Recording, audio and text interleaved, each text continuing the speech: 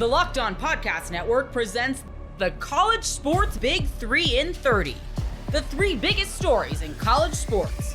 From our local experts at the Locked On Podcast Network. Bringing you the real story. Why it matters, what's next, who wins the big game, and more, all in 30 minutes. The College Sports Big 3 in 30 starts now with the biggest story in college sports. UCLA destroys the 16th-ranked Oregon Ducks. You are Locked On UCLA, your daily podcast on the UCLA Bruins. UCLA just swept, and I mean demolished Oregon.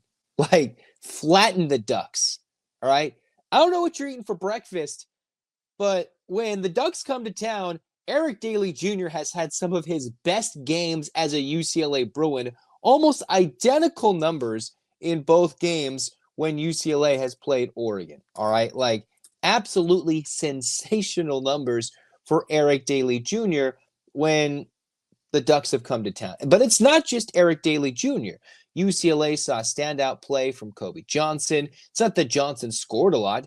It's the fact that he had 9 points, 4 rebounds, 3 assists, a steal, and just had active hands defensively. In a play that's not going to go on the scorebook, Oregon had a wide open fast break, and Kobe Johnson swatted it out of the Ducks' hands, and it turned into not only not a score, not only a side out of bounds, it was UCLA ball after that was all said and done. Maybe that was the steal, and I'm blanking on what was the scoring, but it was his forcing of that play, the deflection, the hustle, the heart, that kind of characterized what UCLA has. Now Dylan Andrews not cramping and scoring 15 points. His slow confidence building, very slow, but the increase in his effectiveness helps UCLA. Sky Clark, 5 assists, 4 rebounds, 5 points. I like it when he shoots the ball really well from 3, but when he's dishing out some assists, that means the Bruins are shooting well as a team. In this game, UCLA shot close to 60%, shot really well from 3, and Cronin, I thought, used his rotations really well. The big question was, would UCLA fare well if Bilodeau did or did not play? Well, he was not even a questionable mark on the pre-game availability given by the Big Ten. So Bilodeau came out and he started this game and played 28 minutes and played much, much, much better than he did when UCLA played Eugene. That meant, what's Adai Mata going to do? He has earned his starting spot. I think it would be wise, in my mind, keep him off the starting lineup, go small, attack. And as Cronin was alluding to, Daly gets tired. He doesn't always put in the best minutes. He can only do so much. That's when Mata's minutes come in, and that's how we saw UCLA rotate in this game. We saw an effective Daly, who's not wearing the mask. We've seen a healthy Mata grow and blossom into a young star, into what UCLA needs. Not like a national star, but a UCLA star. And then Bilodeau was efficient. Absolutely efficient after missing practically 2 games in a row, leaving early against Washington, missing the USC game, and came out, despite a couple of misses early, 15 points, 6 rebounds, 4 assists on no turnovers in almost 30 minutes of action. UCLA didn't have to ride their guys too hard. Now 2 days off in preparation for what should be an absolutely monumental battle in Big Ten play. It's not going to decide the Big Ten championship because UCLA has 4 losses and Michigan State has none. But potentially being able to snap a 13-game winning streak with Michigan State coming to town. I believe they play USC first, so they'll have a game. UCLA can have the scout. They'll be rested before they play Sparty. And yet UCLA, they've won 5 in a row. Think about the month of January alone. We're here January 30th of 2025. The emotions in this month have flip-flopped so many different ways, all right? You start opening day. You got, Nebraska. They lost that game. And then UCLA's fallen off. Nebraska looked way worse. Oh, who did Nebraska beat tonight? They beat Illinois. That helps UCLA, considering Illinois went to Lincoln and lost in overtime, but Nebraska winning that game is going to help UCLA with that loss not look as bad because Nebraska just kind of fell out of it for a moment there. Then UCLA comes back home, plays Michigan. So far, their only loss at home this year. They had a moment with a lot of momentum, not a lot of Adai Mata consistency yet, and the Bruins fought but couldn't win that game against Michigan, and that's when Cronin called them out.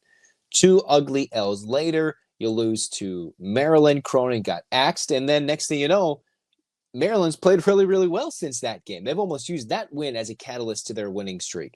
Rutgers, UCLA was still beaten up, couldn't figure it out, lost against Rutgers. And since then, beating Iowa, seeing William Kyle blossom. Then all of a sudden, Wisconsin, a huge, at the time, top 20 win for UCLA, getting Mata to explode, beating Washington without Bilodeau, winning these last 2 games without Tyler Bilodeau, has showcased UCLA knows how to win in different ways, going big, going small, mixing and matching. And that's how I liked. Notice that UCLA didn't play with Daly, Bilodeau, and Mata on the floor tonight.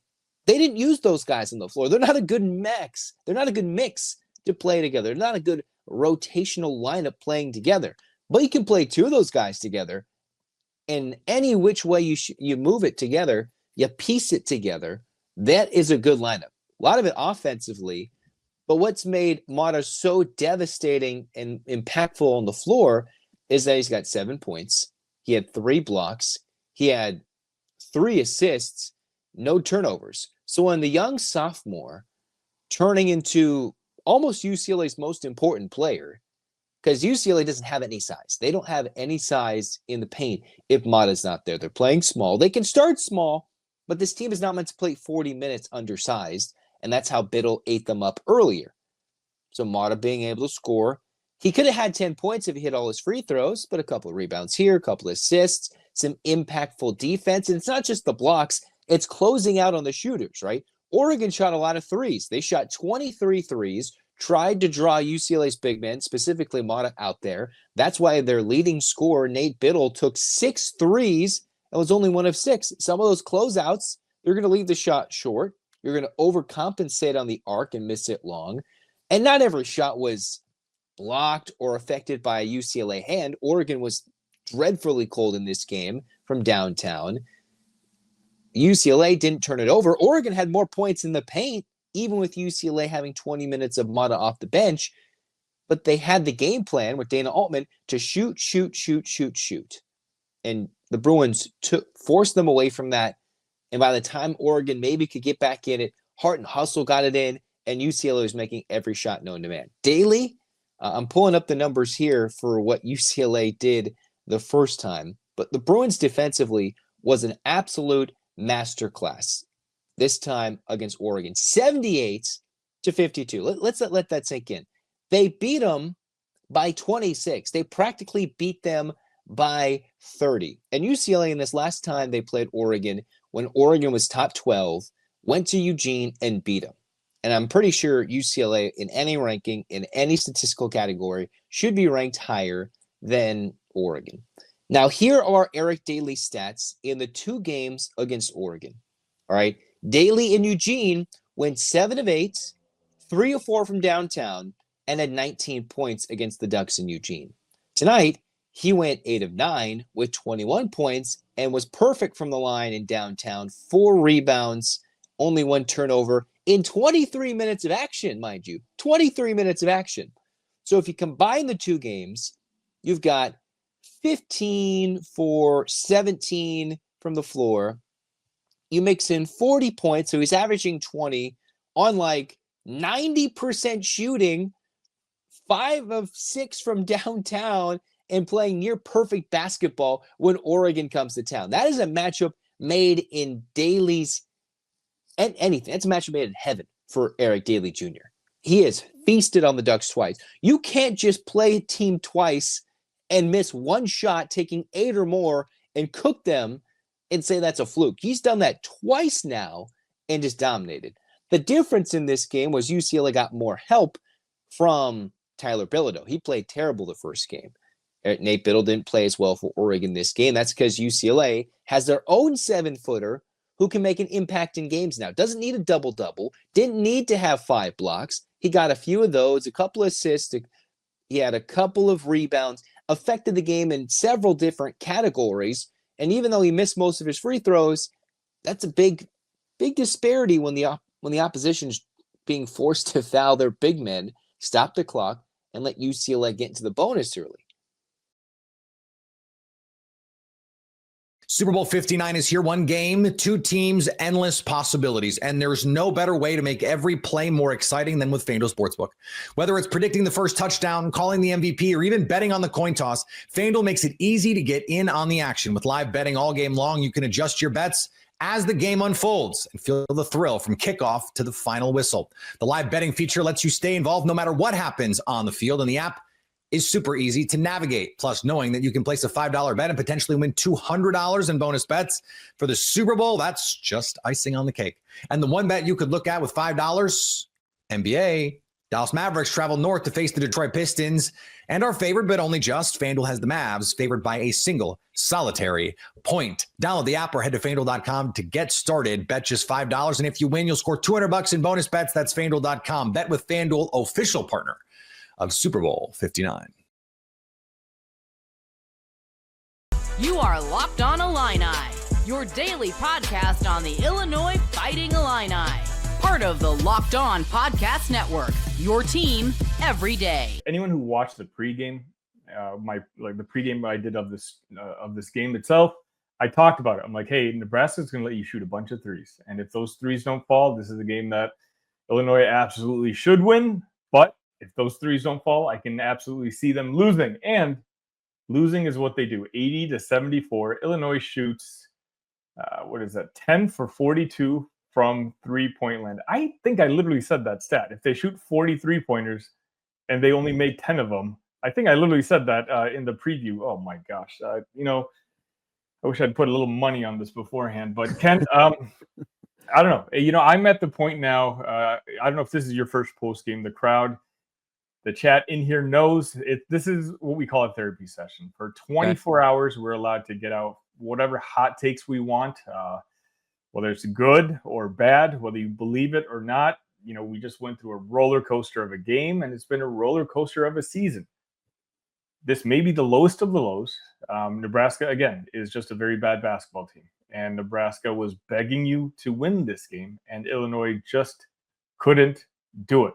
That USC loss. USC looks like they're at least a mid-table Big Ten team now. Maryland has done pretty well over the last week and a half at this point, but Nebraska has lost 6 in a row, and they haven't looked good. I know you're one of the few people who watches more Big Ten games than I do. Nebraska has looked really, really bad, in particular this month. And, here comes Illinois. You have this game. I knew it was going to be different because it's hard to win in Nebraska, but you can't use that as an excuse because they've just won they've lost 2 in a row in Lincoln. And, I'm just going to keep rambling. So let's get your thoughts real quick. Okay, well, every time I've ever been to therapy, I start with the bad stuff and then end with the good stuff. So I'll start with the bad stuff. Ken, this is only a half-hour show. Okay, sorry. Hummerkow stunk tonight.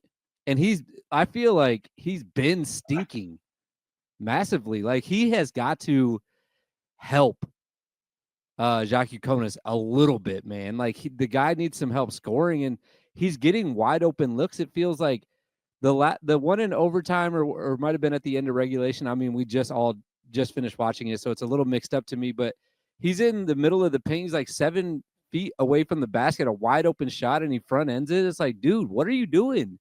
Like, confidently rise up and make a shot once in a while. He was awful. The 3-point shooting, especially in the first half, was like, the announcers were even just like, this is atrocious. Like, I think it started out like 1 for 12, I believe, or 2 for 13. So just really bad 3-point shooting all around. But since you said it's only 30 minutes, I'll do 2 good and 2 bad. The good, the 2 bad. I just finished the bad. The 2 goods I will say is I actually liked what Dre Gibbs Lawhorn was doing at the beginning of the game. He looked like somebody that didn't want to lose this game. He looked like someone that was like, I'll be the one that attacked the basket. I'm not just going to settle for threes. And he had some really nice plays in the first half, looked really good. And then obviously towards the end of the second half and into overtime, I know Riley missed that last one, which I thought was for sure dropping. It looked clean off his hand.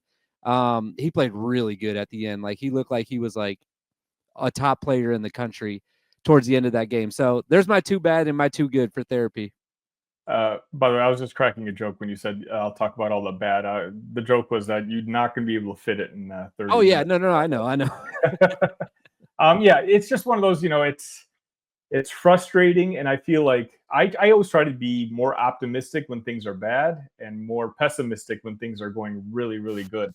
But right now, I definitely am on the more pessimistic side. Like I'm at the point where now it's like now the Oregon game, the Indiana game, the Penn State game, those are the anomalies, right? Those that may have gotten Illinois the national spotlight and what has those national writers, talking about Illinois and putting them in tiers that I don't think they belong in anymore.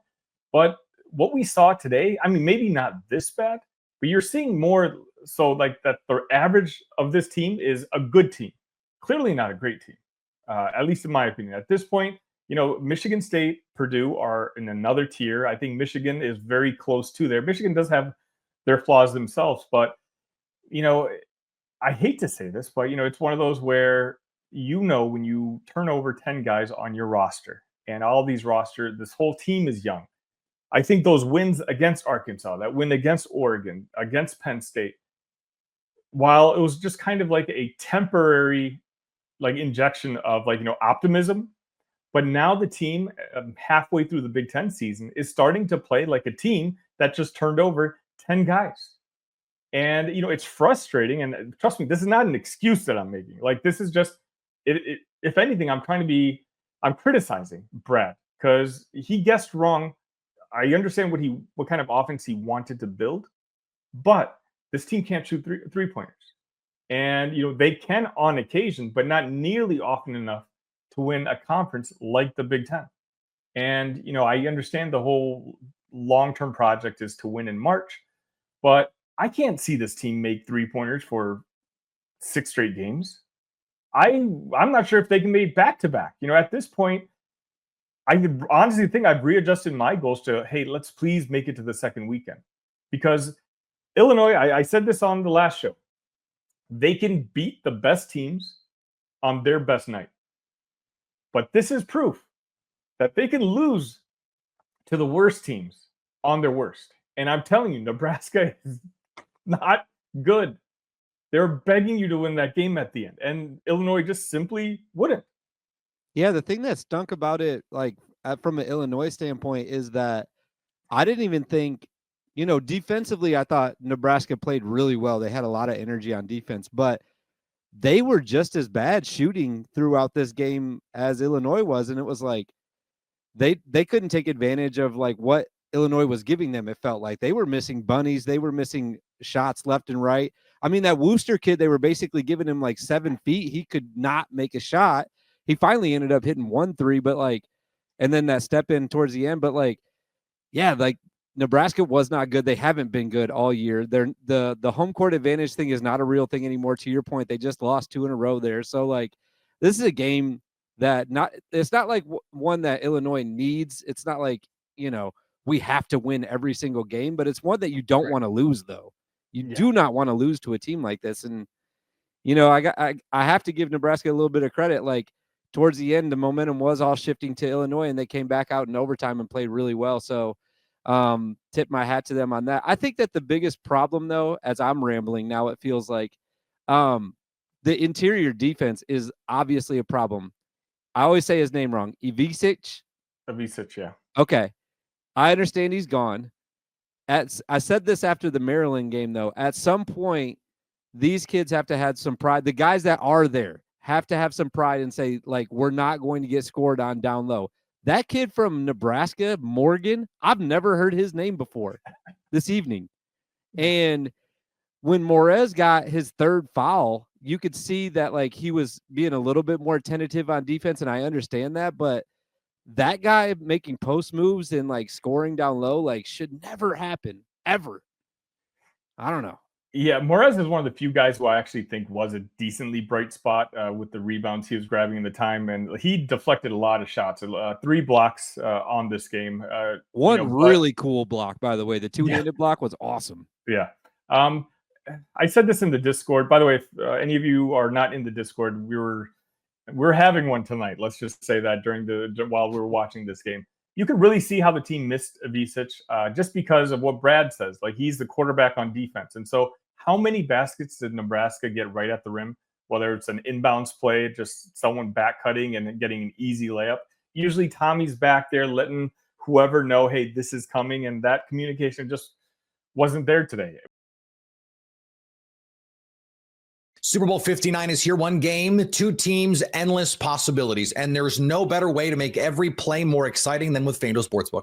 Whether it's predicting the first touchdown, calling the MVP, or even betting on the coin toss, FanDuel makes it easy to get in on the action. With live betting all game long, you can adjust your bets as the game unfolds and feel the thrill from kickoff to the final whistle. The live betting feature lets you stay involved no matter what happens on the field, and the app is super easy to navigate. Plus, knowing that you can place a $5 bet and potentially win $200 in bonus bets for the Super Bowl, that's just icing on the cake.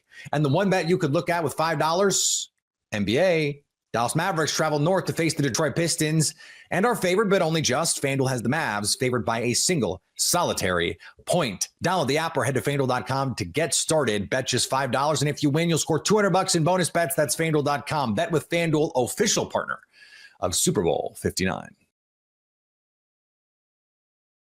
The ACC thought it was signing an extension of life. Turns out that puppy was a death note. You are Locked On Big 12, your daily podcast on the Big 12 Conference. Part of the Locked On Podcast Network, your team every day. ESPN.com says, sources. ESPN okays option to televise ACC through 2036. What sources? You're ESPN. If you're the one that did it, why do you just cite your sources here? Number one takeaway you probably have from this is the ACC is saved. Syracuse is in a great spot, and Wake Forest is going to be okay. And yeah, they rework it, and they're going to pay a little bit extra money to Clemson and Florida State and give the big brains. That's the whole deal here, is that the schools suing the ACC will be appeased because the conference is now going to have a brand pool of money and give that money to the brands that make the conference more revenue.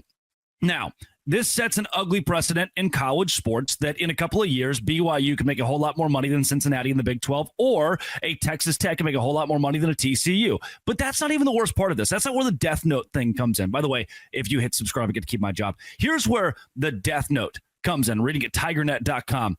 Should that agreement be finalized, something sources said is not imminent, but closely tied to the ESPN option, Clemson and Florida State would be expected to drop their lawsuits. So what will happen is the ACC says, sure, we'll create an algorithm. You'll get more money because you're the bigger brands. You won't make the same amount as an NC State. However, stop suing us. Here's where things get really hairy and where the death of the ACC is expedited because of this move. Direct quote. As part of the settlement, Clemson and Florida State are asking the ACC to agree to reduce penalties for exiting the grant of rights after 2031 when TV contracts for the Big 10, SEC, and Big 12 are set to expire. The ESPN story cites administrators pointing to the demise of the Pac-12 for league members to agree to concessions that steer more money toward bigger athletics brands in the ACC. Uh-oh. Nicole Arbach. Obviously, this is huge news and something the rest of the industry has been waiting on. The ACC and FSU Clemson have been working towards settling the lawsuits and finding a satisfactory new revenue distribution model for months now. The ACC's stability is huge. With the current Big 12, Big 10, SEC media deals stretching till the end of the decade, this should keep things stable in the power conferences through 2030. So that's it.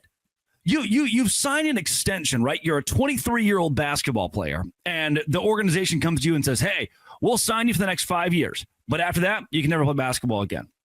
Here's a 5-year deal, a Band-Aid and a bullet hole. We'll patch this thing up a little bit. You give us 5 years of your best work, but after that, you have to promise, like non-compete, you pretty much can't play basketball anymore. Hey, listen, there are too many legal things to jump through here. ESPN saying there are too many legal things to jump through. We can't get out of the grant of rights.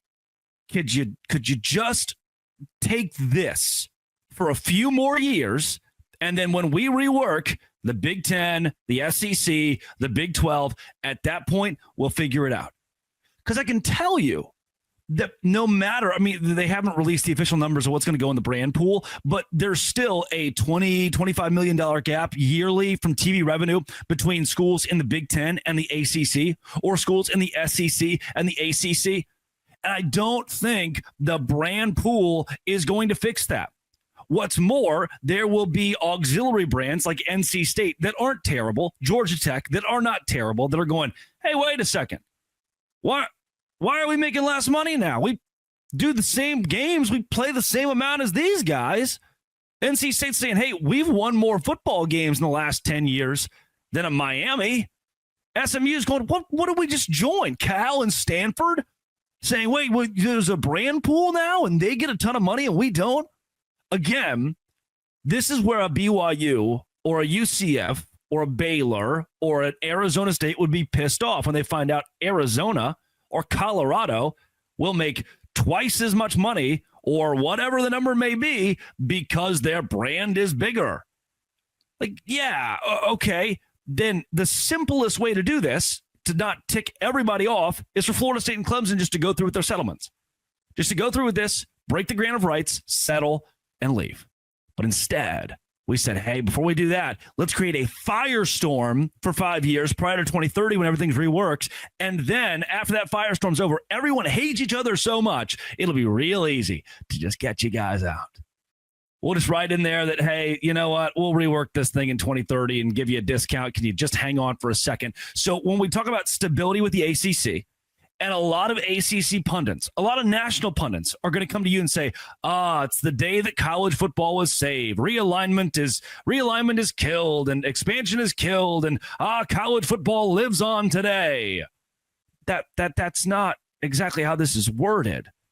Because here's the deal. The baseline of this for me, ESPN doesn't want you to think they're the bad guy. Come on, guys. They're owned by Disney. The monkey, that's a thing. A mouse. He's a mouse. And that network, those 4 letters, they don't want you to see them as a bad guy. They want to see them as the savior of college football. Uh-oh. Hey, you guys said we were trying to kill everything and make expansion this big deal. We're not now, baby. We're going to save that ACC that you know and love. There's the ACC network. Come on, guys. Isn't that great? Isn't it awesome? It's like, hey, wait. I'm reading right here where in 5 years at a discount, they can go. Yeah, but we saved it, right, guy? We brought stability back to the ACC. It's a monumental day. Cheers. If you actually read this stuff, that's not what they're doing. They're not saving college football. They're delaying the inevitable.